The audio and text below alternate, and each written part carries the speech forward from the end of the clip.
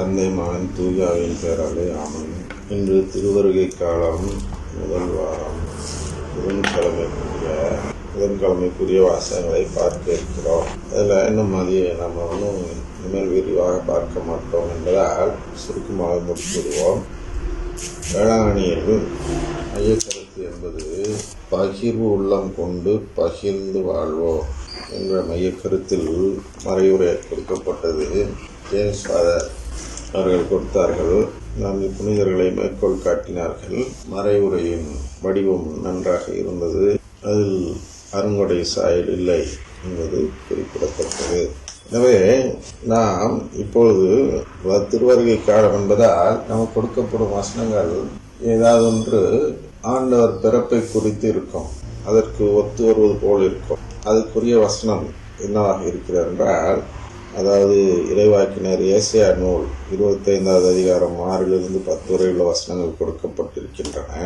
அதில் மையக்கருத்து என்பது ஆண்டவர் தமது விருந்துக்கு அழைக்கின்றார், எல்லா முகங்களிலிருந்தும் கண்ணீரை துடைத்து விடுவார் என்ற மையக்கருத்தில் கொடுக்கும்போது, இயேசு பிறப்பிற்கு ஏற்ற உள்ள வசனங்கள் இது என்றால், இவரே நம் கடவுள், இவருக்கென்றே நாம் காத்திருந்தோம், இவர் நம்மை விடுவிப்பார், இவரே ஆண்டவர், இவருக்காகவே நாம் காத்திருந்தோம், இவர் தரும் மீட்பில் நாம் மகிழ்ந்து அக்களிப்போம் என்று இருக்கிறது அல்லவா.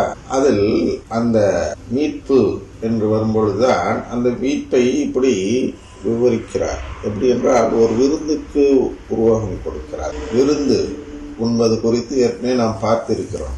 என்னென்றால், சமபந்தி என்று எடுத்துக்கொள்ளலாம். நம்முடைய கலாச்சாரத்தில் சொல்ல வேண்டுமென்றால், இது பகிர்வு என்று சொல்வதை விட சமபந்தி விருந்து. இயேசு இன்றைய நற்செய்தி வாசகத்தில் 5000 நபர்களுக்கு உணவளித்ததை பார்த்தோம். ஆயிரக்கணக்கான நபர்களுக்கு 2-3 ரொட்டி துண்டுகளை வைத்து 7 அப்பங்களையும் மீன்களையும் சில மீன்களையும் எடுத்து பலருக்கு, ஆயிரக்கணக்கான நபர்களுக்கு இதை கொடுக்கிறார். அதை பகிர்வு என்று பார்ப்பதை விட சமபந்தி என்று பார்க்கலாம்.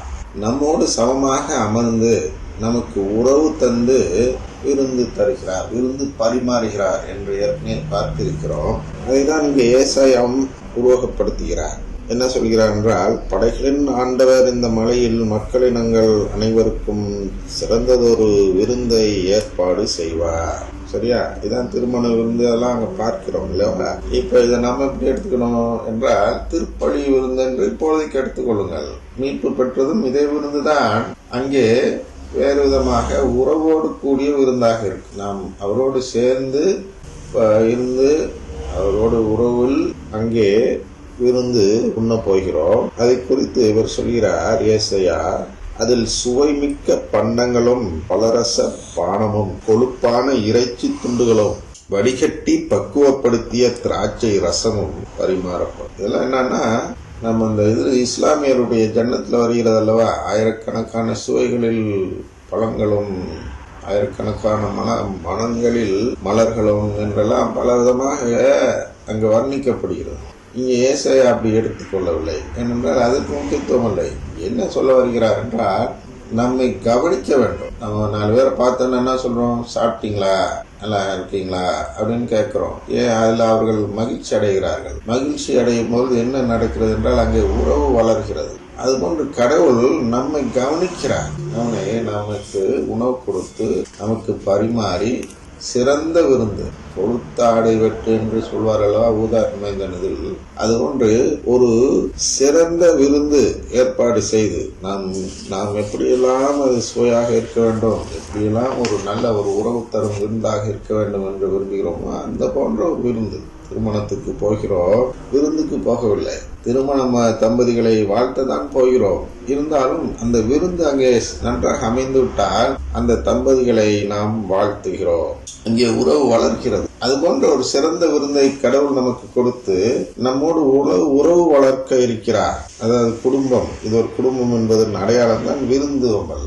அவர்கள் மற்ற நம்பிக்கையை சேர்ந்தவர்கள், இந்த உறவை நம்பாதவர்கள், அது போன்றவர்களுக்கு அவர் உணவு, அதை விருந்து கொடுக்க மாட்டார். அங்கே நாமெல்லாம் ஊழியர்களாக பார்க்கிறோம். வேலை கொடுப்பார், ஓய்வு எடுக்க சொல்லி தூங்க போடலாம், அது வேறு சமாச்சாரம். நம்மோடு உட்கார்ந்து அமர்ந்து சாப்பிட போறார். அதான் இங்க சொல்லப்படுகிறது, பரிமாறப்படும்.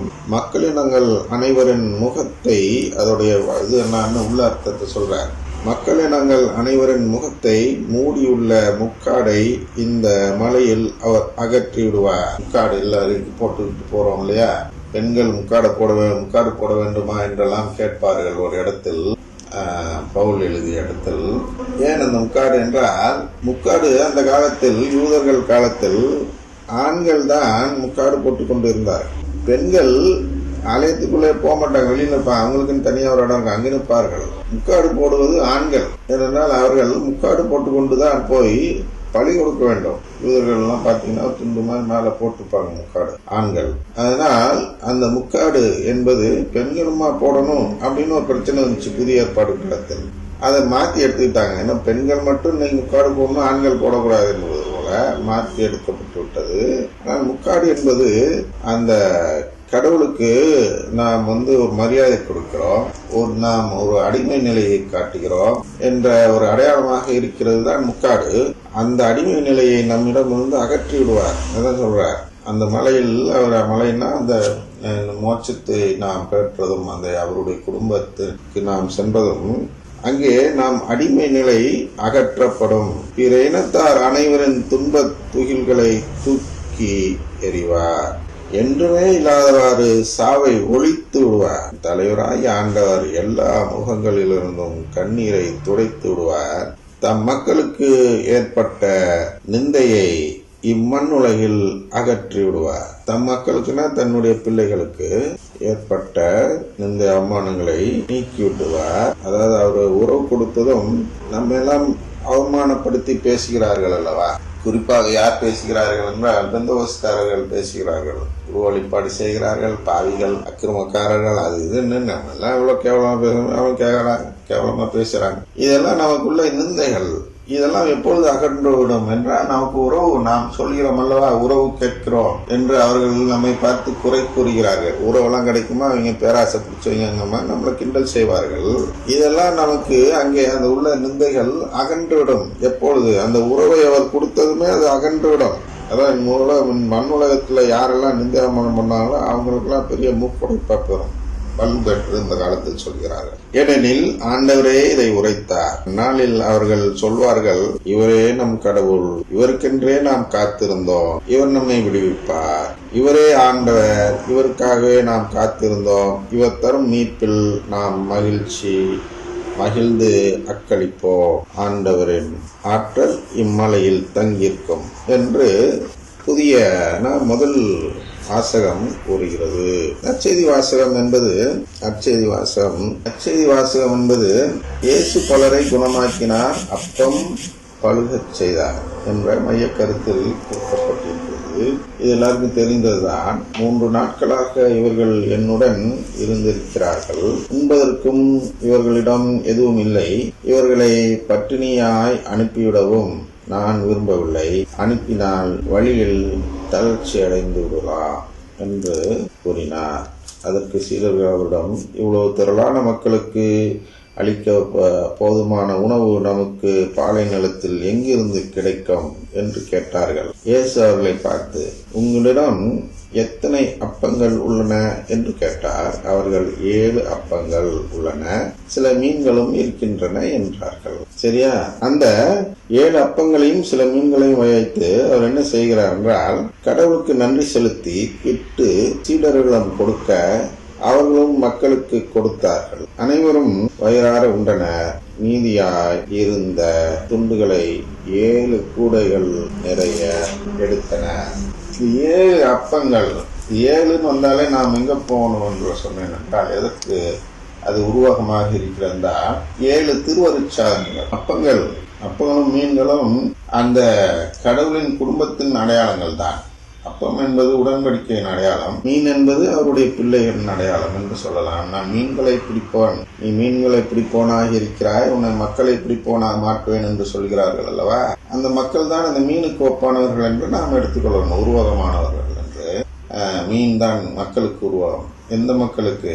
வலையில் மாட்டிய மீன்கள் அப்படின்னா தன் குடும்பத்தில் சிக்கிய மனிதர்கள், தன் குடும்ப உறவை தேடி வந்த மனிதர்கள். அதை இங்கே அதை வைத்து அனைவருக்கும் அந்த உறவையும் அந்த உடன்படிக்கையும் செய்கிறார். தான் அங்கே உள்ள உருவகம். அவர்களிடம் ஒரு உறவை தேடுகிறார். பகிர்ந்து வாழவில்லை. பகிர்ந்து வாழ வேண்டும் என்றால் ஆயிரக்கணக்கான மீன்களும் ஆயிரக்கணக்கான அப்பங்களும் இருந்து அதை எல்லோருக்கும் பிரித்து கொடுப்பதுதான் பகிர்வு. நம்மிடம் இருப்பதை பகிர்ந்து கொடுப்பது பகிர்வாகும். இங்கே பகிர்ந்து கொடுக்கவில்லை, பெருக்கி கொடுக்கிறார். பகிர்வுக்கு ஆப்போசிட் டிவிஷன், மல்டிபிளிகேஷன். பகிர்தல் என்பது டிவிஷன், டிவைட் பண்ணி கொடுக்கிறோம். மல்டிபிளிகேஷன் என்பது பெருக்கி கொடுக்கிறோம். அங்கே உறவு பெருக்கப்படுகிறது, மல்டிப்ளை ஆகும். நாம் பிரித்து கொடுக்க வயிறார உண்டனர் என்பது அவர்களுடைய நிறைவு நிலை.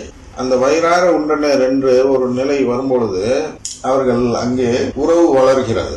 கொடுத்தவரை வாழ்த்துகிறோம், அவரோடு ஒரு உறவு ஏற்படுகிறது. எனவே உறவை தேட வேண்டும். இன்று கூட மறைவுரையில் அன்னை தெரசால் அவர்களுடைய உதாரணம் சொல்லும் பொழுது, இந்த கையில் எச்சை துவக்கி கொண்டு இந்த கையில் என்னுடைய பிள்ளைங்களுக்கு கொடுப்பா என்று கேட்டார்கள் என்று சொன்னார்கள் அல்லவா? அப்பொழுது அங்கு என்ன நடந்தது என்றால், அந்த கடைக்காரருடன் ஒரு நல்லுறவு ஏற்பட்டு உறவை முறித்து கொள்ள விரும்பவில்லை. யாராக இருந்தாலும் ஒரு கையில் துப்பினால் கோபம் வந்து திட்டி விடுவார்கள். இவர்கள் திட்டாமல் பொறுத்து போனதற்கு காரணம் என்ன என்றால் உறவு பகிர்தல். நாம் உறவை பகிர்ந்து கொள்ள வேண்டும். இது எங்கே நடக்கிறது என்றால் திருப்பலியில் அன்றாடம் நடக்கிறது. நாம் வருகிறோம், அனைவரும் இந்த விருந்தில் பங்கெடுத்து கடவுளுடைய பிள்ளையாக சமபந்தி அமர்ந்து அவருடைய உறவை பெறுகிறோம். தந்தை, மகன், தூயாவின் பேராலே ஆமென்.